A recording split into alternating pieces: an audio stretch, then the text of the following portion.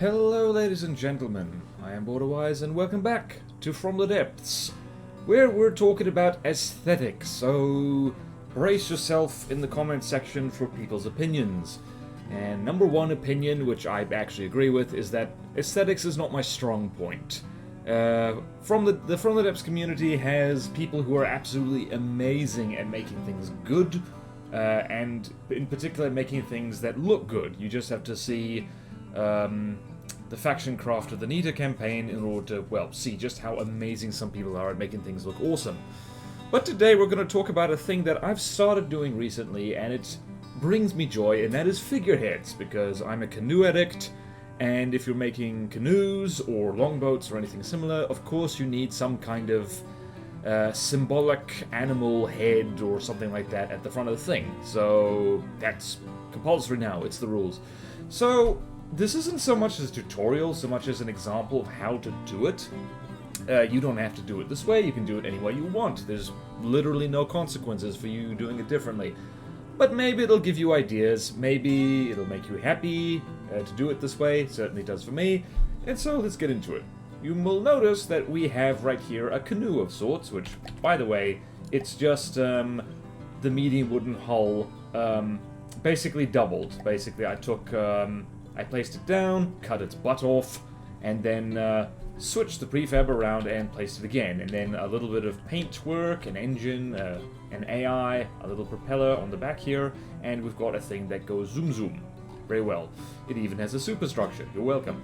But anyway, it is missing something. It needs a bit more personality, and that's where the figurehead comes in. So I do have several fortresses full of just random figureheads I've made because I was bored, but let's make one here. So, first off, you're probably going to ruin your aerodynamics and hydrodynamics by putting a lumpy figurehead on the front here, but you know what? It's for style points, so here we go. So, we're just going to do a 2D one, so that means that we're going to do something like this. Let's go back here. Just make it out of wood first, and we need to make it make sense from here. So first things first, you gotta know where you're going. Yeah, let's keep it white for now, why not? Actually, let's do that, just so we can do that. Just change my mind again. So you need a neck, and so it helps to... Slopes are basically your best friend for this. I don't know what kind of figurehead this is going to be. We're just going to make... I don't know. When in doubt, make something that looks vaguely like a beak. So, let's go there. Let's go here. And we are going to be talking about deco. Fair bit, actually.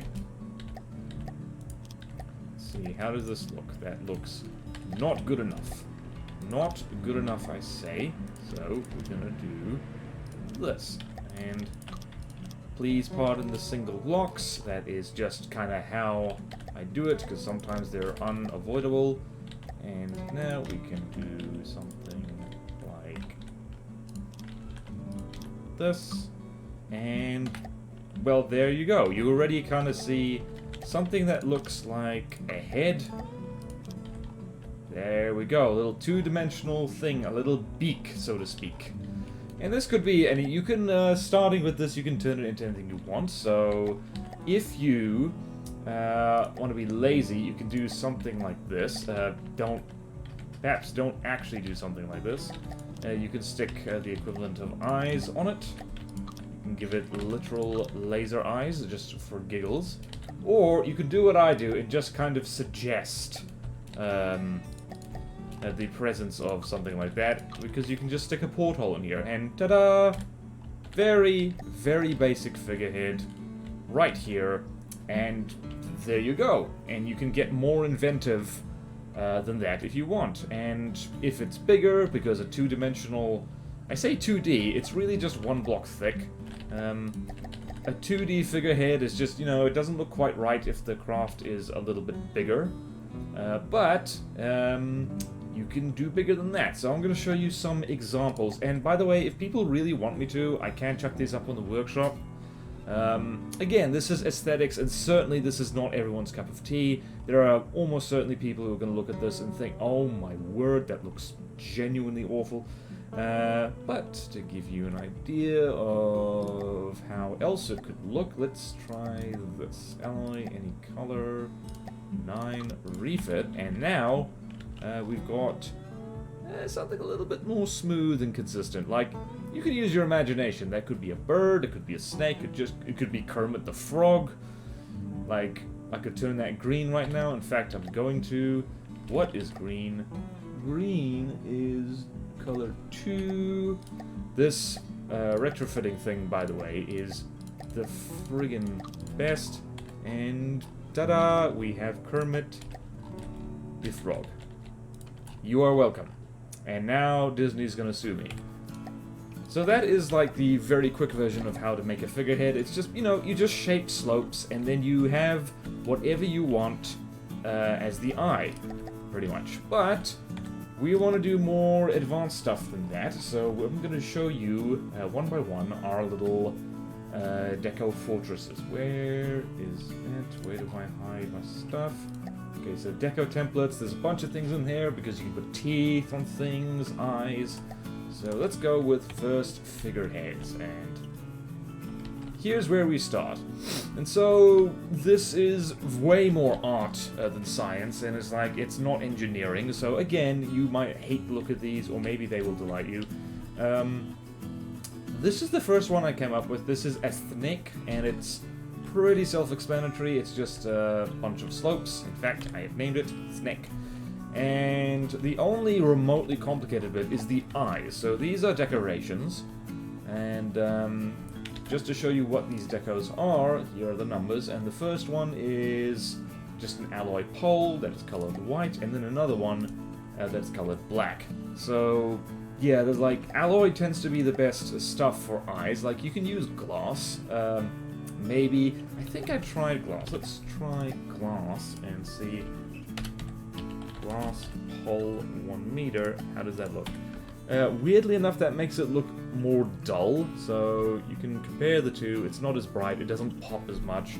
So yeah, that is artistic choice more than anything else. So all these figureheads and all the other ones I'm going to show you are basically just variations on the basic Snake design. So this is just all one series, so to speak. So over here we have the dragon, and pretty much the same thing, except it's got a little bit more teeth in there.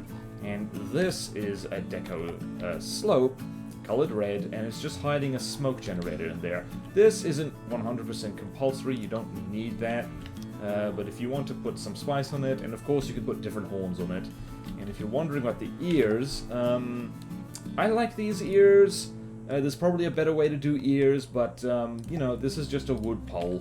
And you could probably replace that. Let's try stuff. Let's try stuff. So let's try it with, oh, I don't know. Let's make that number 8. And let's make it metal pole. Does that look better? I don't know. Not really. So yeah, ears. And from the dragon, I thought, okay, horns, goat. So here is a goat, which is basically the same as the dragon, except its mouth is different. It's got a... This is a fun thing to do, to make a mouth that doesn't gape quite so wide. It's just you have slopes, and then you have the same slope flipped around and decoed, and it makes that kind of little mouth. And it's very nice, and the horns and ears are the same, eyes are the same. I mean, if you really want to, you can mess with the pupils to make it look more goat-like, because goats have rectangular pupils which are sideways. So yeah, that's not strictly goat accurate. And then we've got the sheep, or what did I call this? I called it the ram. Same thing, and this is actually a fun thing to do if you want to try something like this. Fun hint is do the ears first, and then you can kind of shape the curly horns around the ear, which it actually is, I found, easier than doing it the other way around, because I have done this before and it was a pain in the tush. So yeah, quite like this one, how it turned out. And of course, these are all actual blocks, it's not deco. And of course, you don't need to use wood, you can replace that with alloy to make it look more smooth. Doesn't have to be this color. I use white simply because, you know, I like it, it pops. And yeah, so there's our ram, and then over here is the bull. The bull. And basically the same, except that the muzzle is longer, because cows tend to have a longer face. Or at least I think so. Like, if ever you're gonna do an artistic thing in anything from the depths or anything else, it helps to look at reference. But do realize that if you want a real, believable looking animal head, well, this is not the game for it, because everything is cubes. And yeah, just horns are pointing forward, same deal, and that's why this is elevated, because I was running out of room on this fortress. And definitely ran out of room for the buffalo over here. I'm not sure if there are any real-life examples of like a buffalo figurehead on any kind of thing, which is why we should absolutely do it in From the Depths to make up for real life. And I forgot about Kermit, and now I'm just looking at Kermit. So yeah, same as the bull, except horns bigger, wider. This actually took a little bit of experimenting, and I'm still not entirely happy with how it looks, because the problem with using actual slopes and not mucking around in the decorations menu for ages is that if you want a smooth curve, that is a lot of blocks, so that's a pain in the butt. So yeah, but that is the first fortress, just to give you an idea, and Kermit in the background, Figureheads 2. Didn't quite finish this one, it's a work in progress, so took the snake from over here and then thought, okay, how do I make a bird? And, well, eagle, eagle, question mark, I'm not sure. Also, Figureheads 2. Probably should put all of these onto the same fortress, just for convenience sake. So yeah, the eagle is pretty much a snake, but with a kind of beak on the front. Hang on a minute. Damn it, BorderWise. Save the thing. And yeah, like I kind of like how this one is all color. If you remove the yellow and black paint, this does not read as eagle at all. So yeah, that's important. Then you have the heron, which now that I look about it, like, we could probably go with a smaller beak. But yeah, like, I don't know, you want to make an ancient Egyptian-themed rowboat, this is the kind of thing you want. And then, speaking of ancient Egypt, this is where things get experimental. Like, if you could guess what this is, you get a cookie, because it's meant to be a cat. Maybe I should add a nose or whiskers or something like that, except I didn't do that over there, so maybe not, never mind. And then we have the dog, I guess, which is like, maybe I need more slope here. Let's just experiment with that. We're experimenting on camera. On camera, I say. And this is where transition blocks might actually be really handy. That's green. We don't want to make a Kermit dog. That will be absolutely disastrous. What do we want? We want offset, right? 3-meter offset? Yes, we do. Okay, I think that looks better. Let me know what you think. Maybe, actually, let's fix the cat as well. Let's see here.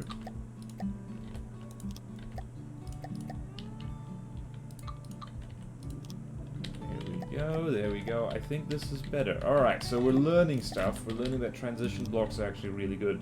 Yeah, I don't know. I think that looks better. The teeth should actually be smaller if we want to really read as a kitty cat. But like I said, like, this is subjective. This is aesthetic stuff. People don't do From the Depths tutorials on aesthetics. For good reason, usually, which is why this is not a tutorial. This is giving examples and showing off slightly. Not that there's much to show off.